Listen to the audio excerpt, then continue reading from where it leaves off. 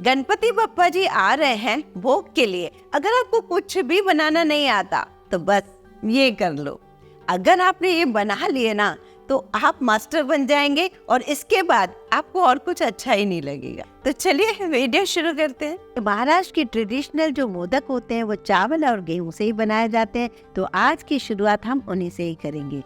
1 cup गेहूं का आटा चाहिए, 1/4 कटोरी घी चाहिए, 1 कप दूध चाहिए, 1 कप चीनी चाहिए और टेस्ट के लिए आप नारियल का बुरादा, खसखस, ड्राई फ्रूट कुछ भी डाल सकते हैं। वैसे मैंने ड्राई फ्रूट इसमें यूज नहीं किया है। सबसे पहले एक कढ़ाई ले लेते हैं जिसमें खसखस को थोड़ा ड्राई रोस्ट कर लेते हैं। स्लो गैस पर आपको ड्राई रोस्ट करना है जिससे इसकी खुशबू आने लगे। जब 1-2 मिनट इसे आप भून लें उसके बाद इसमें 1/4 कटोरी या इससे थोड़ी ज़्यादा कम नारियल का बुरादा भी डाल दें, जिसे भी आप 1-2 मिनट और भून लें। इसे भूनकर इस कढ़ाई को एक तरफ रख दें, निकालना नहीं है, आगे मैं बताऊंगी हमें क्या करना है। अब एक दूसरी कढ़ाई ले लीजिए, 1/4 कटोरी घी डालकर 1 कप आप इसमें गेहूं का आटा डाल दीजिए। अब स्लो गैस पर आपको भूनना है। आप चाहें तो आधा कटोरी डाल सकते हैं घी, लेकिन मैंने इसको स्लो गैस पर भूना है तो मुझे 1/4 कटोरी काफ़ी लग रही थी। और स्लो गैस पर भूनने से क्या होता है कि आटा बहुत बढ़िया खुशबूदार भूनने लगता है, इसकी महक बहुत बढ़िया किचन में आने लगती है और घी भी कम ही लगता है इसको भूनने में।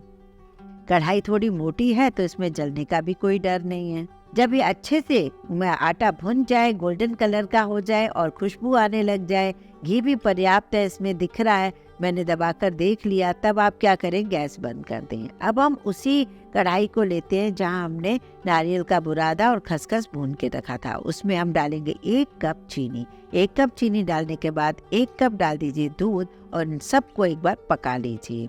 वैसे आप इलायची पाउडर भी डाल सकते हैं, पर क्योंकि मैंने इसमें सिक्रेटेड कोकोनट डाला है जिसकी वजह से बहुत ही फ्लेवरफुल बनेंगे। अब सारी चीज़ों को अच्छे से उबाल लीजिए। अब ये गेहूं का आटा भी ठंडा हो चुका है, उसे 1 कप में निकाल लेते हैं।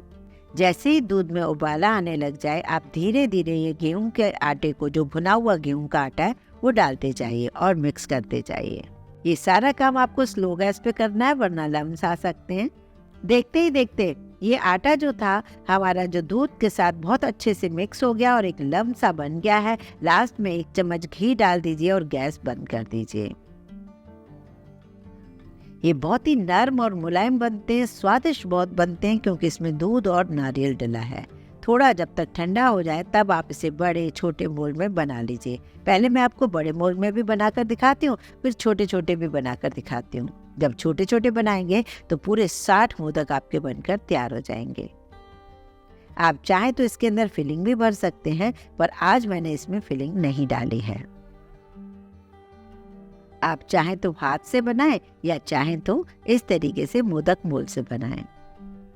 अब मैं आपको छोटे छोटे मोदक भी बना के दिखा रही हूँ। लीजिए, बप्पा जी के लिए ढेर सारे मोदक बनकर तैयार हो गए। मैं इन्हें हाथ से भी बनाकर आपको दिखा रही हूँ। वैसे हाथ से भी हम कई टाइप से बना ही लेते हैं।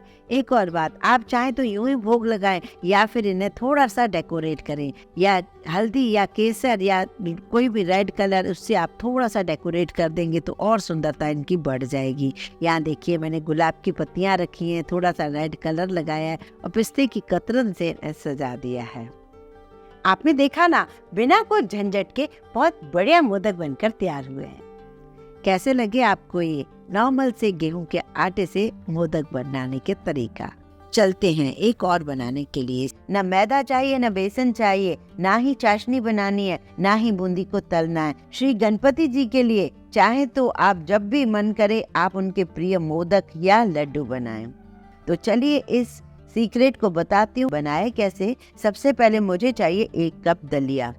आप सोच रहे होंगे दलिया? यस, दलिया चाहिए। जो गेहूं का दलिया होता है ना, जो हमें मार्केट में बिल्कुल एक सा मिल जाता है, बस वही चाहिए। उस दलिया को लीजिए, एक साफ कढ़ाई ले लीजिए और धीमी आंच में 2 चम्मच घी डालकर इसे भूनना शुरू कीजिए। जब आप इसे भूनेंगे तो जलने न पाए, इस बात का ध्यान रखें। भले 10 मिनट लग जाए, 8 मिनट लग जाए, धीमी गैस पर जब तक कि किचन में खुशबू ना आ जाए इसे, तब तक आप इसको भूनते रहिए। ज़्यादा गोल्डन कलर ना कीजिए। जब ये भुन जाए तब गैस बंद कर दीजिए। अब दूसरी कढ़ाई रखेंगे, दूसरी कढ़ाई थोड़ी बड़ी रखिए। अब उसमें हमें क्या करना है, 1 कप जैसे कि मैंने दलिया नापी थी कप से, उसी कप से मुझे 3 कप पानी डालना है। ये पानी जब थोड़ा गर्म हो जाए तब उसमें डालना है भुना हुआ दलिया। भुना हुआ दलिया डालकर थोड़ा मिक्स करके ढककर स्लो गैस पर, लो टू मीडियम पर इसे पकाएं। बीच बीच में चेक करते रहें। एक और बात, यहाँ पर 6-7 इलायचियाँ लीजिए हरी, और उसे तोड़ के आप उसके सारे दाने इसके अंदर डाल दीजिए, जिससे ना बिल्कुल अंदर तक इसमें इलायची का फ्लेवर आ जाए। अब आप क्या करने वाले हैं, इसे थोड़ा और पकाएंगे जब तक कि इसका दलिया का दाना पूरा अच्छे से पक न जाए और पानी भी पूरा खत्म हो जाए। जब पानी खत्म हो जाएगा तब आप क्या करेंगे, 1.5 कप भर के, आप इसमें बिल्कुल कंजूसी ना करें चीनी की, 1.5 कप भर के डाल दीजिए चीनी।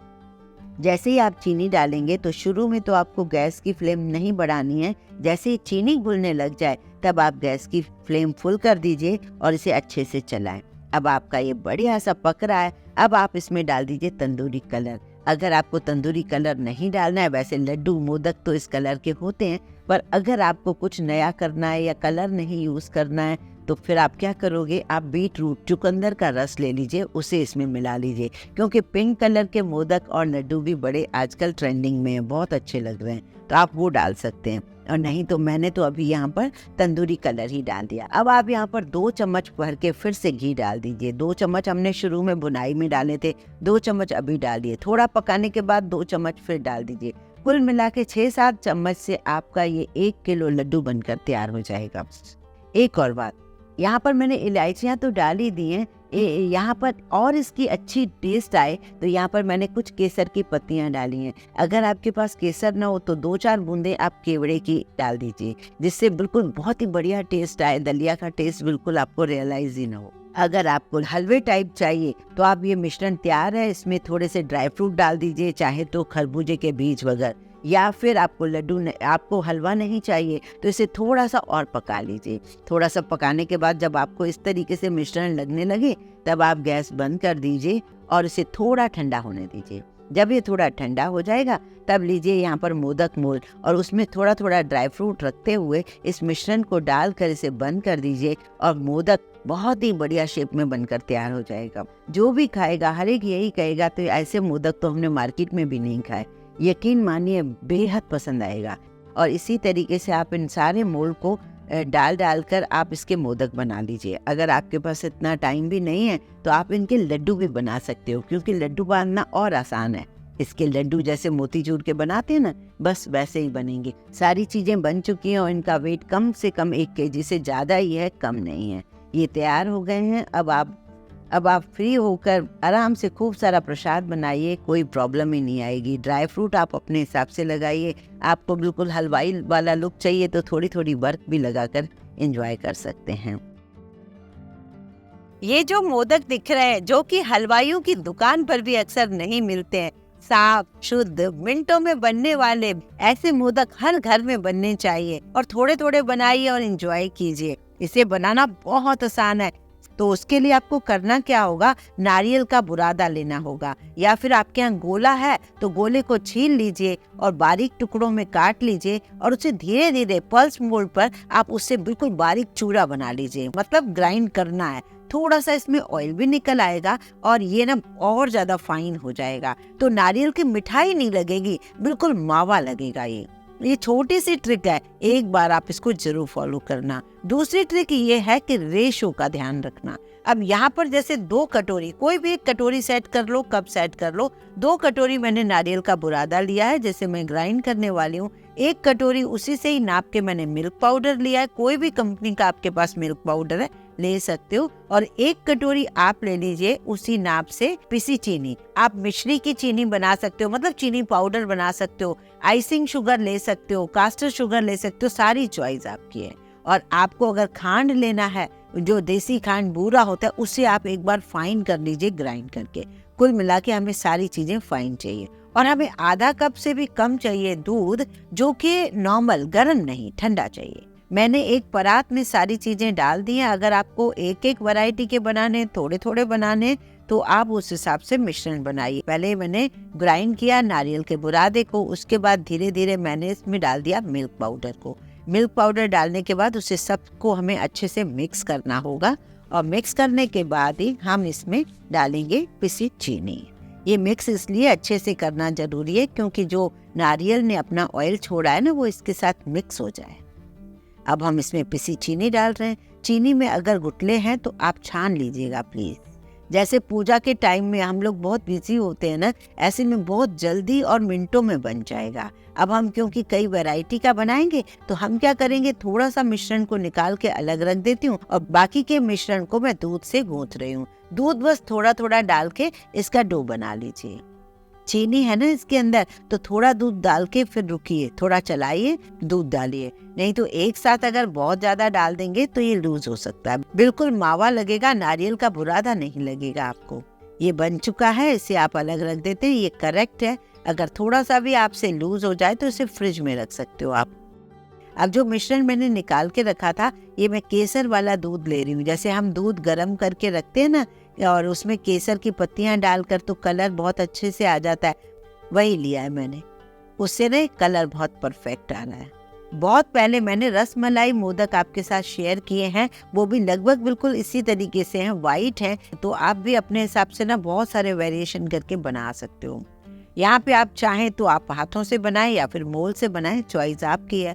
मोल से कैसे बनाना है, ये मोल ले लीजिए। पहली बार हल्का सा ऑयल या घी लगा दीजिए। इसमें आपको पिस्ते की कतरन लगानी है, बादाम की कतरन लगानी है, सूखे गुलाब के फूल लगाने, जो भी लगाने आप यहाँ पर दूसरी साइड रख दीजिए, जो आपको दिखेंगे बड़े सुंदर। अब ये छोटी सी ट्रिक समझ लीजिए, ये जो हमने जहाँ पर मिश्रण डाला ना उसको आपको यहाँ पर पलटना है तो आराम से चिपक जाएगा। और एक और भी तरीके से चिपकेगा, जैसे आप फिंगर डाल के अंदर बीच में होल कर रहे हो ना, तो चारों तरफ बढ़िया डिजाइन भी आ जाएगी और बीच में फिर आप उस होल में दूसरा मिश्रण डाल सकते हो। आप इसमें फिलिंग भी डाल सकते हैं, जैसे पान को डाल सकते हो, इस तरीके से बहुत सुंदर।